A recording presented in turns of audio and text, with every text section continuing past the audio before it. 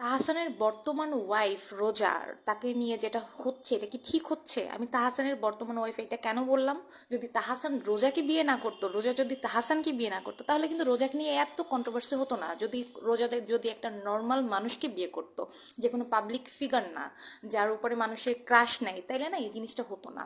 এটা না কিছু মানুষ জেলাসি থেকে করতেছে যে ও বরিশালের একটা মেয়ে এত বড় জায়গায় কিভাবে বিয়ে করলো, এই জিনিসটা মানুষ মানতে পারতেছে না।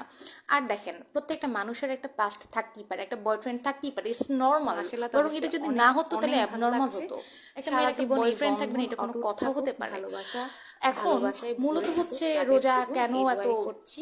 ভালো জায়গায় অনেক বিয়ে অনেক হলো, বা শুভকামনা হাসানকে পাবে। কেন বিয়ে করলো, হাজার তাহসান মানুষের ভাইয়ের যে ক্রাশকে বিয়ে রুচি করলো, এটা আছে মানুষ সেটা তো মানতে আমাদের পারতেছে আর না। বলার কোনো আর এর প্রয়োজন নাই, বয়ফ্রেন্ডের থেকে বিকজ তো অফ অনেক তাহসান ভালো ভাই ভালো জায়গায়, বরিশালের মানে মেয়েকে বিয়ে অনেক করেছে, বড় আর জায়গায় সে বরিশালের বিয়ে মেয়েরা করে যে ফেলছে, যার সুন্দরী হয় জন্য ওর তাহসান ভাইয়ের বয়ফ্রেন্ড রুচি এটা দেখেই তো মানতে বোঝা পারতেছে না। যাচ্ছে। সেকেন্ড হচ্ছে, বরিশালের মেয়ে দেখেন মানে রোজার হচ্ছে বাবা যে রূপে সন্ত্রাসী, আপনারা গুণে কি সব দেখছেন না কিছুতে জানেন অল বলেন তো? এই পারফেক্ট। আর জিনিসটা নিয়ে যে নাড়াচাড়া করতেছেন, এটা আর নিয়ে তো যদি আর কোনো সন্ত্রাসী কিছু হয়েও বলার থাকে নাই। তাহলে রোজা রোজার কি হচ্ছে একটা অপরাধ? এটা নিয়ে তো মাল্টিটাস্কিং একটা রোজাকে মেয়ে। মানে এটা নিয়ে কথা আমরা আর শোনানোর, কি এখন বলবো বিয়ে বলেন? হয়েছে তো এখন নাড়া বোঝাই যাচ্ছে যে দিচ্ছেন, এটা বরিশালের না মেয়েরা সব তাহসানটা যদি জেলার বিয়ে না থেকে করতে তাহলে অনেক এই বেশি নাড়াটা আসতো সুন্দরী। না।